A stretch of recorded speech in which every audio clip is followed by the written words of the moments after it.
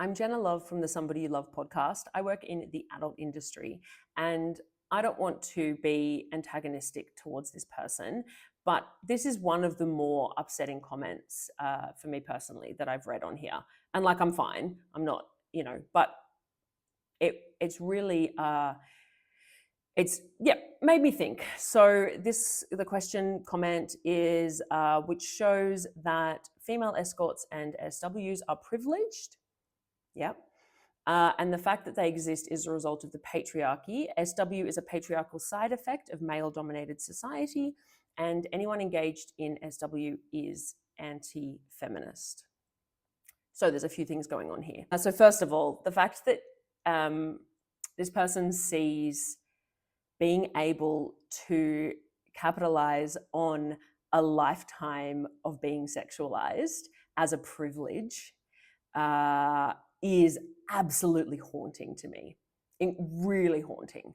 I don't like it's like, okay, it's fine that you've spent your whole life being marginalized, being treated like crap, being treated like an object, because now you get some money for it. Like, mate. The idea that it is a privilege to be sexually desirable is so deeply offensive to me. The first time I'm aware that I was sexualized was at the age of 5. I didn't know that's what was happening at the time, but I now know that's what was happening. The next time I would have been 7 or 8. And from that point until, I became an adult at least, it was relentless. The fact that some of us have been able to go, okay, I'm going to take all of these skills that society forced me to learn from a very, very young age, and I'm going to turn a profit from them while being stigmatized and discriminated against constantly, is not a privilege. Now, there are a lot of factors that do make me privileged within the sex industry. And this is where, because I think some of this discourse often comes around to the fact that a lot of men in the industry are not able to charge as high rates as women. But it's a lot more complicated than just that, because also trans women often aren't able to charge as high rates as cis women. And I need to be so clear that I don't think that they shouldn't charge as high rates or higher, but I'm just reflecting on what I've been told by trans women about their experiences with the market. People of color often experience difficulties charging as much as white people in the industry.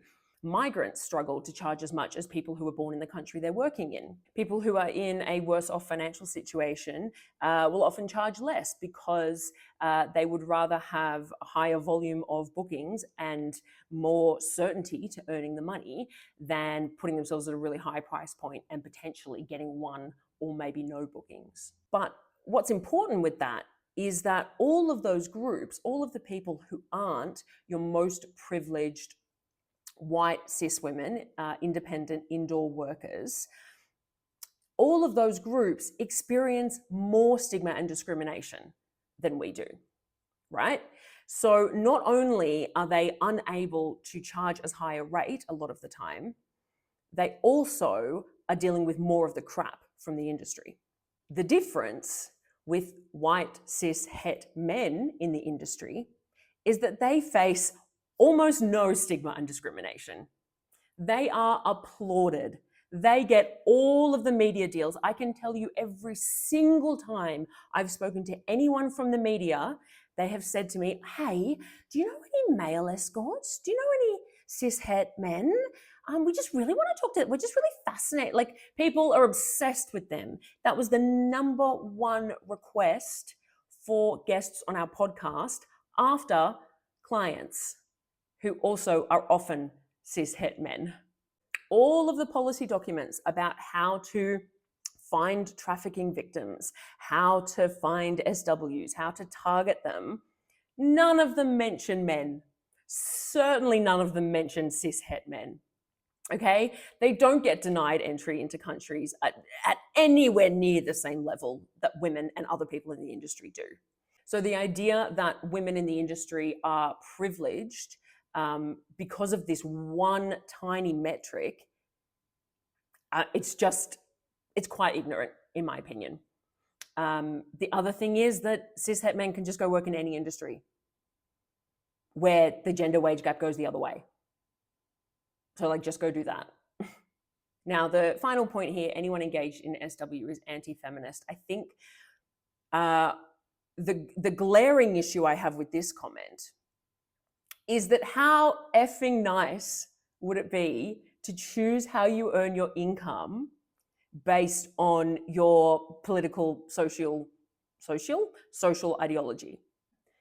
The vast majority of people in the adult industry, I haven't thought about whether they're feminist or anti-feminist. They're just trying to earn an income. Are the vast majority of people employed by Amazon thinking about whether they're capitalists or not? Or are they just trying to go to work and just trying to put food on the table? You know, you can call it whatever you want, but I just need to be clear that the vast majority of SWs do not have the privilege of sitting back and having a little academic, polite conversation about whether or not their work is feminist or anti-feminist.